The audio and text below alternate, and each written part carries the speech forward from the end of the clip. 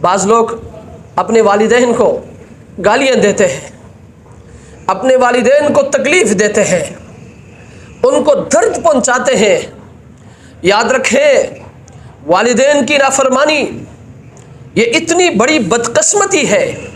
اللہ کے رسول فرماتے ہیں کہ والدین کے نافرمان اگرچہ ساری زندگی نمازیں پڑھتا رہے، روزے رکھتا رہے، حج کرتا رہے، عمرے کرتا رہے اور صدقہ خیرات کرتا رہے، اگر وہ اس حالت میں فوت ہو جائے کہ ان کے والدین ان سے ناراض ہو، تو وہ قیامت کے دن اللہ تبارک و تعالی سے بھی اس حال میں ملے گا کہ اللہ تبارک و تعالی بھی ان سے ناراض ہوں گے۔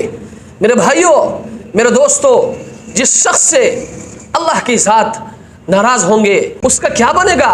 وہ کدھر جائے گا؟ ایک اور حدیث میں سرکار دو عالم صلی اللہ علیہ وسلم فرماتے ہیں کہ والدین کے نافرمان اور شیطان کے درمیان جہنم کے صرف ایک درجے کا فاصلہ ہے۔ ایک اور حدیث میں سرکار دو عالم صلی اللہ علیہ وسلم فرماتے ہیں کہ معراج کی رات جب میں آسمانوں میں گیا تو میں نے کچھ لوگوں کو جہنم کی تہ میں دیکھا۔ میں نے جبریل سے پوچھا کہ اے جبریل، یہ کون لوگ ہیں؟ تو جبریل امین نے فرمایا کہ اللہ کے رسول، یہ اپنے والدین کے نافرمان اولاد ہیں۔ اس لیے میرے بھائیوں، میں آپ سے ہاتھ جوڑ کر درخواست کرتا ہوں، آپ سے اپیل کرتا ہوں کہ اپنے والدین کو کبھی تکلیف نہ دینا، ان کو کبھی پریشان نہ کرنا۔